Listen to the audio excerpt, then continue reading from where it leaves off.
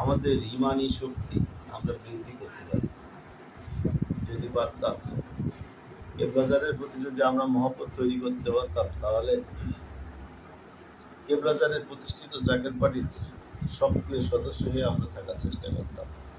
আমরা সদা সর্বদাই চেষ্টা করতাম হিজবুল্লাহ ইমামের হুকুমগুলো আমরা পরিপূর্ণভাবে মানার জন্য।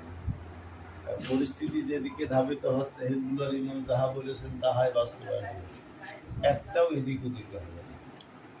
কেবলাজান বলেছেন বাবা ওষুধে ওষুধ পাবেন, দেখতেই পাচ্ছেন ওষুধে কিন্তু ওষুধ খাওয়া শুরু হয়েছে। সামনের দিন আরো ভয়াবহ, কারণ চেয়ারম্যান স্যার আমাদেরকে বলেছেন জাকেতদের হাত কলঙ্কিত করবেন না, অপবিত্র করবেন না।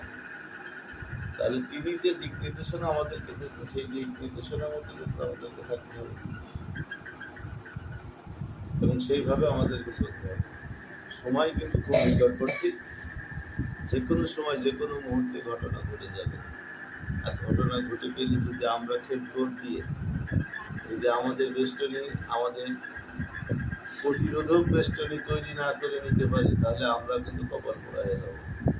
তাই আমাদেরকে সবাই সাথে সফরের পরিপূর্ণ কর্মকাণ্ড করে পরিপূর্ণ খেদমত নিয়ে আমরা যদি হিজবুল্লাহ ইমামের কদমে হাজিরা দিতে পারি, সাথে সাথে আমরা দাওয়াতি কাজটার জন্য পরিপূর্ণ করতে পারি।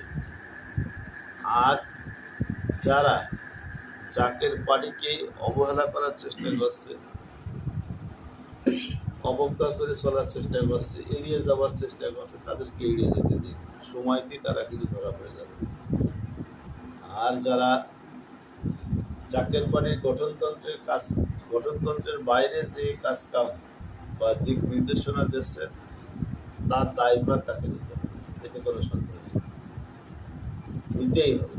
তাই আমি বিশেষ করে অনুরোধ করব, আমরা যেন সাথে সফরে হিজবুল্লাহ ইমামের পরিপূর্ণ হুকুম মেনে পরিপূর্ণ কর্মকাণ্ড করে পরিপূর্ণ খেদমত নিয়ে তার কদমে হাজিরা দিয়ে এক নম্বর তাবারক আমাদেরকে যেন নিশ্চিত করে।